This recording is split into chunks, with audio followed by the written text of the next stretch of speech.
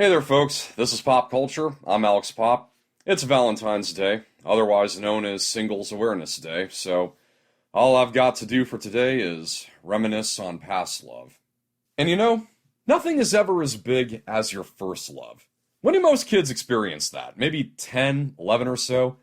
I was 7 years old when I had my first love. I know, most boys at that age range would be avoiding girls like the plague, because girl cooties pretty much were the plague. But I guess I had rare immunity because I was just never that boy.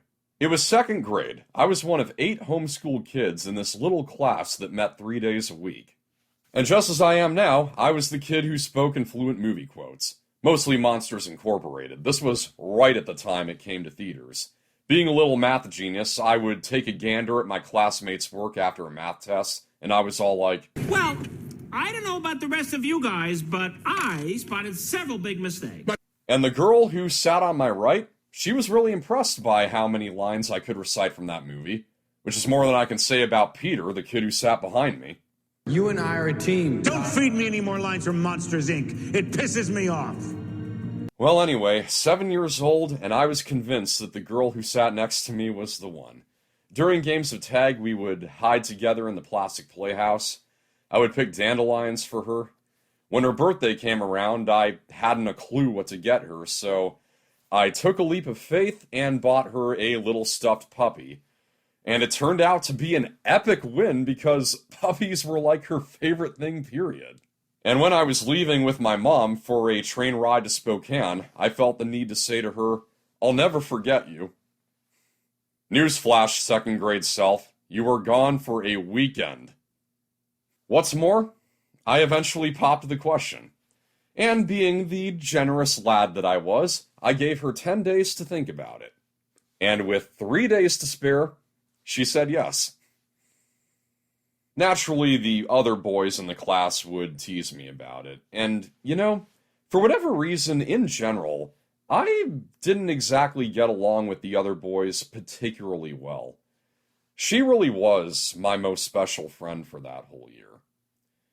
So to segue into the movie I want to talk about today, I thought about her as I watched Little Manhattan.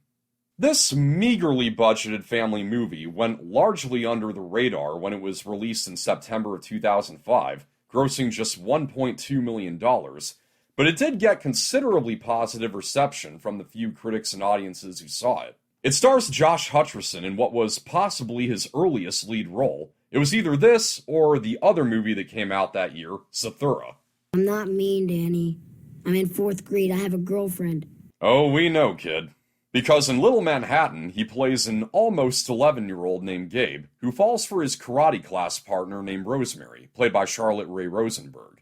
The two of them hang out often, roaming Central Park and the streets of New York City, and Gabe experiences confusion, joy, and heartbreak in the days of his first love.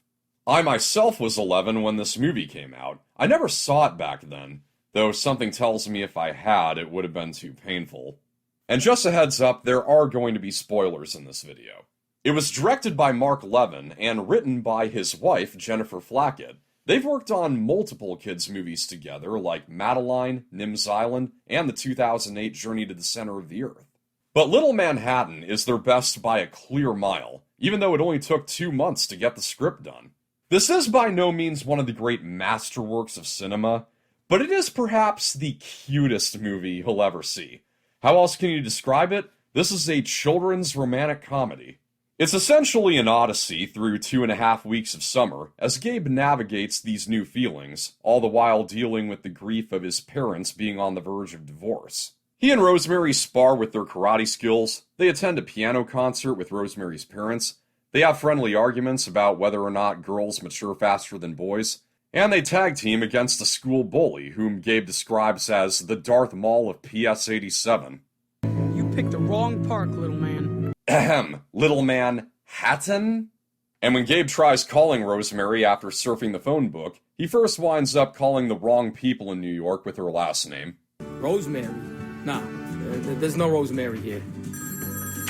Okay, missed opportunity there. The guy at the butcher's market should have replied, no, sorry, there's no rosemary here. Will oregano suffice? All of the scenes that these two kids share together are just so charming. There have been a dozen films that have had a subplot revolving around a young crush, but rarely do we ever see an entire story centered around it, getting into the peaks and valleys of that season of childhood. And Josh Hutcherson and Charlotte Rae Rosenberg are both endearing performers, even if they do underplay it sometimes. Fun fact, Charlotte went through a growth spurt at the time of filming, so in some scenes, Josh had to stand on a wooden plank or something to maintain the height difference. And yes, indeed, this was the first kiss for both these young actors in real life. Now, Gabe tells us the whole story through a Wonder Years style of voiceover. I normally get annoyed very quickly when movies rely on non-stop narration to spell out to us what the main character is thinking or feeling. But here, it really works getting into those details as Gabe endures these feelings for the first time. The constant tug-of-war of thoughts going through his mind, his unnecessary worries about the little ways he phrases things, or about giving a stupid answer, it's all funny, painful, and relatable. If only I could do something about the beating of my heart. Could she hear that through the phone? I was charming and suave. Everything you could hope to be on your first real date. Come here often? Central Park? Yeah. What kind of question is that? I hate myself. Yeah, I bet he would envy going through that phase at the age I did. I can tell you, when you're 7 and in love, you're fearless. You don't care how you sound. You don't care what the world thinks. There may even be unintentional depth to some of Gabe's inner thoughts. Yeah, see you tomorrow. Are there any more beautiful words in the English dictionary than see you tomorrow? Actually, I think he's onto something there. See you tomorrow. I have to concur, that might really be the happiest phrase that can ever be spoken. And whenever Gabe's spirits are lifted after going through what he felt like was a setback in winning Rosemary's affection, the soundtrack is punctuated by the song Love by Matt White, a simple, upbeat tune that has kind of a playground-ish sound to it that works great with the scenario. Gabe's imagination is also quirky to a fault. Mike Chatt, known for playing the Blue Power Ranger, is his martial arts hero, and it is kind of funny that the actual actor plays himself here, appearing sort of as Gabe's conscience at parts. But I'll admit, at one part when Gabe doesn't quite go all the way with what he wants to say to Rosemary, the following sound of a car crash is a little bit of an eye-roller. But one of the other things that this movie is particularly good at is portraying the ignorance of youth, mainly through the setting of post-9/11 New York City. Gabe has really been given a screamin' deal by his parents. They allow him to roam free across 9 square blocks, and to him, the city is his wonderland. There's both a fuzzy and a poignant feeling when he describes New York as a city of dreams, a land where anything is possible. Words that are even more bittersweet nowadays, knowing what NYC has turned into. While 9/11 is never mentioned in the movie, Gabe's words really speak to that carefree life of a child with barely any comprehension of worldly affairs. This is another thing that hits home for me. My second grade year was right on the heels of 9/11, and I remember I hardly thought anything of it for years. That youthful ignorance is further conveyed when Gabe and Rosemary decide to go hunting for apartments for Gabe's dad, knowing that he'll probably be moving out soon. As they search the newspapers, a prominent front-page headline is about the Iraq War. It's a detail that's completely glanced over and doesn't faze either of them in the slightest. So it's at this point that Gabe's dad, played by Bradley Whitford, arrives home to find the two of them hanging out in Gabe's bedroom. She's in my karate class, Dad. Cool. Gotta say though, a scene like that feels a little incomplete without this.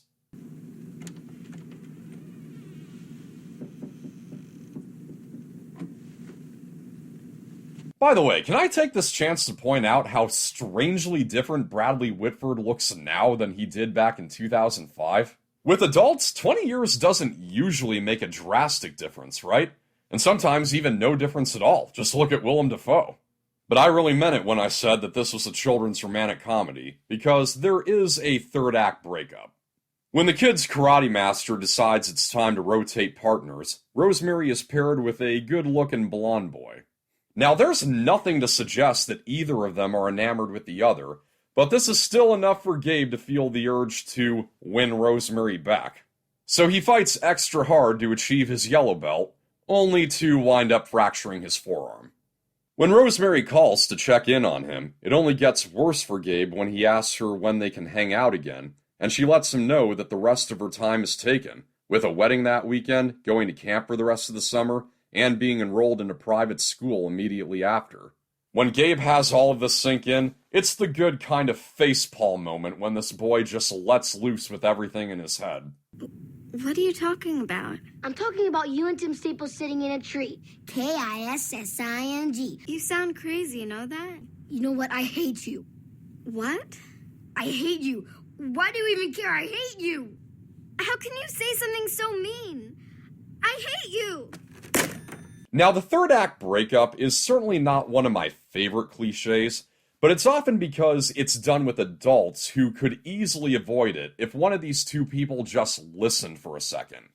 So when it's done with kids who don't know how to thoroughly process things, this kind of much ado about nothing is a lot easier to stomach. And it's a gut punch when Gabe hangs up, immediately regrets what he said, and just breaks down sobbing. Later on, he gets a pep talk from Dad, who gives him the basic reason for him and Gabe's mom being driven apart, that there were too many things left unsaid between them that just piled up. He gives his son the advice to never allow yourself to live with the regret of leaving any single thing unsaid. Yep, if "see you tomorrow" are the 3 happiest words that can ever be uttered, then the 3 saddest words are, "Why didn't I?" And again, in typical rom-com fashion, Gabe makes the last-minute run to the wedding that Rosemary is taking part in, so he can fully confess his love to her before she leaves. And not just to say "I love you," but in another case of the wonderful ignorance of youth, he makes the boldest of declarations. I love you more than anyone has ever loved. But what really sets this moment apart from other examples of that cliche, you know, the man rushing to the airport before the woman's flight leaves or whatever, is that Gabe's grand gesture doesn't bring him an overwhelmingly happy ending. While Rosemary is glad he told her, she replies that she doesn't feel like she's ready to be in love, and therefore maybe boys do mature faster than girls. As they share their last dance together, Gabe comes to accept that he and Rosemary are set on different paths. Ultimately, Gabe's 10-year-old view of love is that all it gets you in the end is a few incredible memories that you can never erase. Though we do get a hint of how his views might evolve when he comes home to find his parents actually enjoying each other's company, looking over old photos and laughing together. Now, it's listed under goofs on IMDb that his mom's hair changes length in between shots in this scene. Correction, this is not a goof. When Gabe walks into the room, he's seeing his parents as their younger selves when they were joyously in love. Granted, it is a little hard to make out in the couple of shots where they're seen in that form, but it is clarified through Gabe's voiceover. Who are these strangers laughing in my mother's bedroom? I'd only seen them in pictures. Hi. We don't see anything beyond that, whether they do keep their marriage together or not, but it's a little bit of hope for Gabe's story to end on. As for him and Rosemary, it's an appropriately bittersweet conclusion, even if it's not the one that we'd like to see. I think we've all fantasized about the wonderful love story we'd have to tell if we found our soulmate in our first love. I remember reading somewhere that some of the strongest marriages are the few that are between people who have known each other since young age. And it's not too hard to see why that is. For one thing, they have all these extra years to share each other's experiences, and therefore gain all the more understanding of one another before making that commitment. And for another thing, it means that your first love is your only love. Instead of a piece of your love always remaining with these other women that you've had a romance with, the entirety of your love is going to be with your wife, the way that it ought to be. That, and to put it in simple terms, it's such a magical thought. Ever since second grade, I can't tell you how many times I've dreamed of finding myself in a Michael Murphy's Maybe This Time situation. And I have tried. She and I actually did meet again once. about 12 years later at a graduation party, and we had a friendly laugh over our younger years. But it did spark an inspiration in me, so a little while after that, I decided to try organizing a reunion for all 8 of us who were in that class. That is, with the end game of seeing if she and I could start something for real. And I tried to find some way of assuring that our next meeting was kind of natural and casual, you know? You don't just walk up to a girl, hand her a bouquet, and say, "Hey, remember me? We were kids together. Will you marry me?" No, it just isn't done that way. However, that reunion didn't exactly pan out, and I never saw her again after that. Guess it's just not the way that God had arranged things. But it has always been a beautiful fantasy of mine. Just like with Gabe and Rosemary, as much as we would want the two of them to stay close and eventually get married later in life, that's sadly not often the way it turns out, and I appreciate the movie taking that pragmatic approach at the end. Gabe's final words to the audience are that there may be other girls out there, but I'm never going to get another first love. That one is always going to be her. At least for me, those are heavy words that really drive home the fact that nothing is ever going to be as big as that time in your life.